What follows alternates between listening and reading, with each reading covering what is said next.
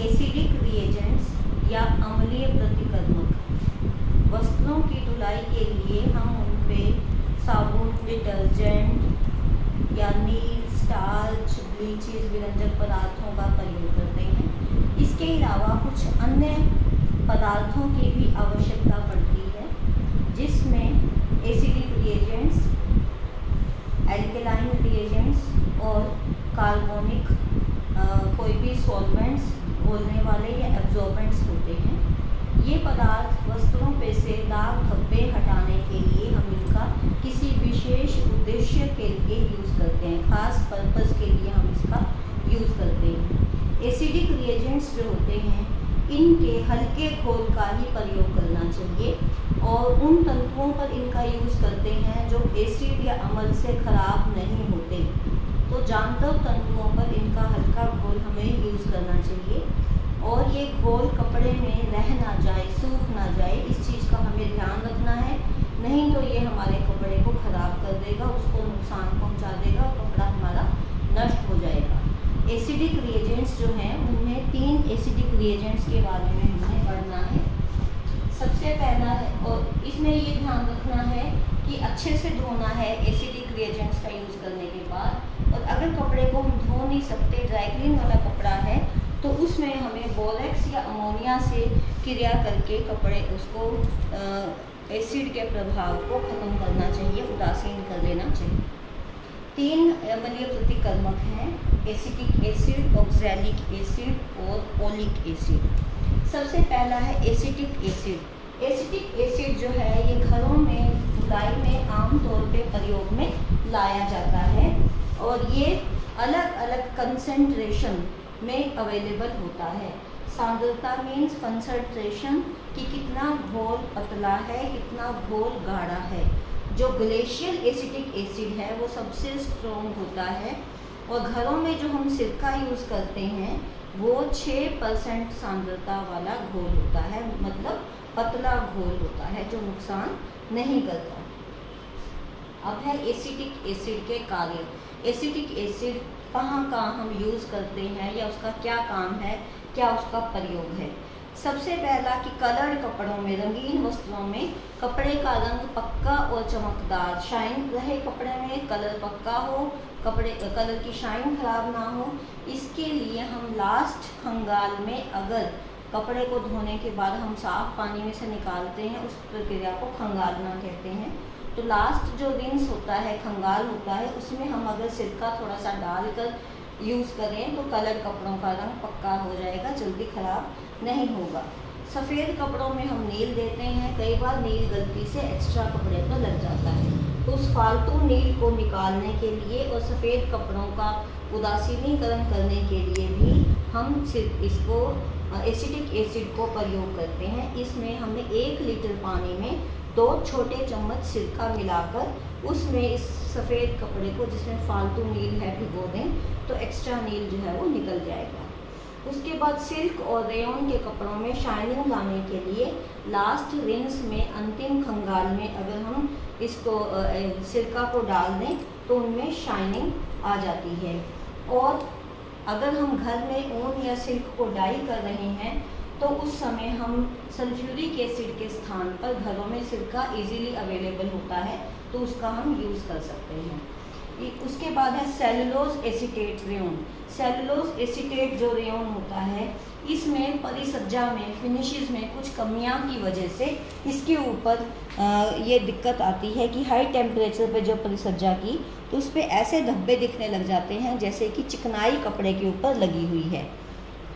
इन धब्बों को साफ़ करने के लिए 20% एसिटिक एसिड के घोल में 1 घंटा कपड़े को भिगोएं, फिर उसको बिना धोए ही दूसरे किसी और कपड़े में लपेटकर उसको हल्का सा निचोड़ देंगे।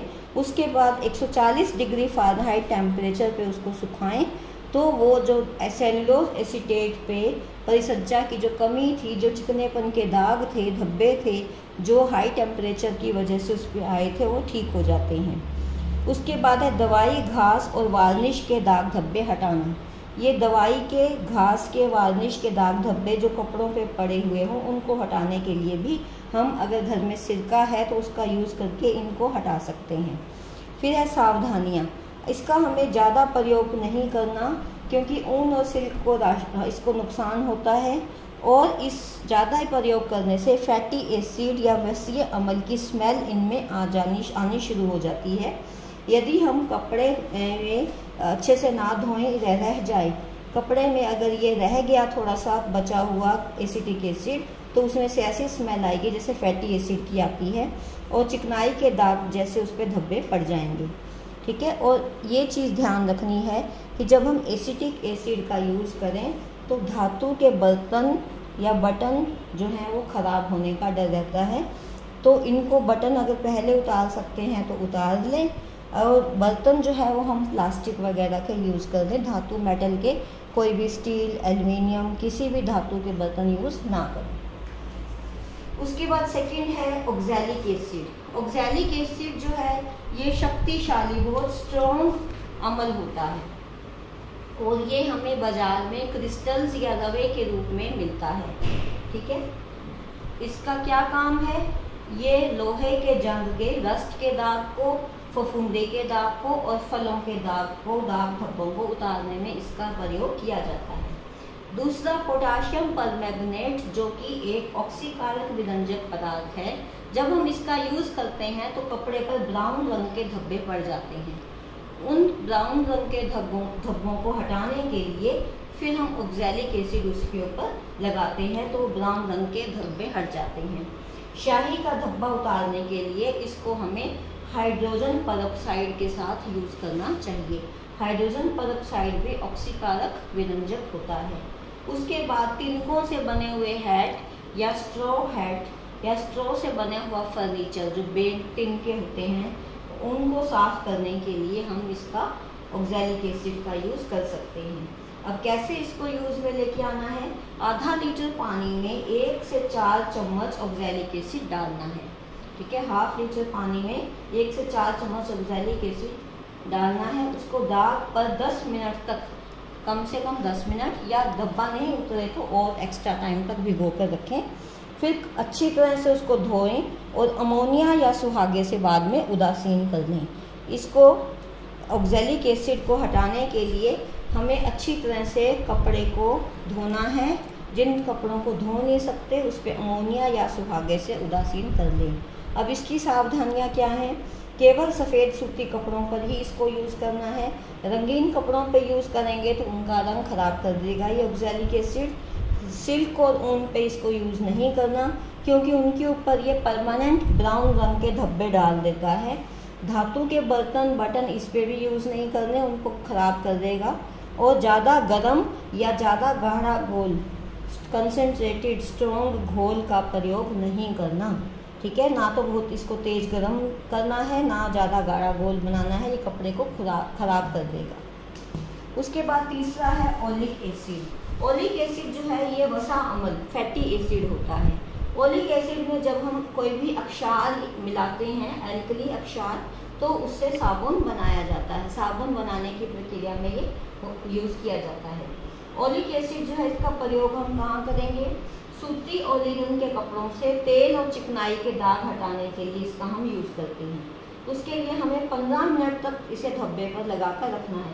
ऑक्सैलिक एसिड 10 मिनट था, इसको 15 मिनट तक रखना है, या जब तक धब्बा साफ ना हो जाए तब तक इसको लगा कर रखना है। उसके बाद इसको निचोड़ कर हल्के अमोनिया के घोल में डालना है। हल्के अमोनिया के घोल में डालने से ये उदासीन हो जाएगा। फिर रगड़कर या ब्रश से इसको झाड़ देना है, और फिर बाद में पानी से धोकर अच्छी तरह से ओलिक एसिड को कपड़े में से पूरा निकाल देना है। अब इसकी सावधानियाँ क्या हैं? केवल सूती या लिनन के कपड़ों पर यूज़ करना है। अगर हम ऊन पे इसको यूज़ करेंगे, ऊनी कपड़ों पे, तो ऊनी कपड़े जुड़ जाएंगे। ठीक है। और सिल्क के ऊपर यूज़ करेंगे तो सिल्क का रंग उतर जाएगा। इसलिए सूती और लिनन पे ही सिर्फ इसको यूज़ करना है।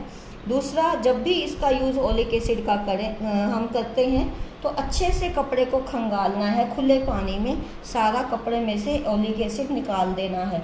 अगर रह गया तो वो कपड़े में से दुर्गंध आनी शुरू हो जाएगी। इसके साथ ही हमारा ये आज का एसिडिक रिएजेंट्स या अम्लीय प्रतिकर्मकों का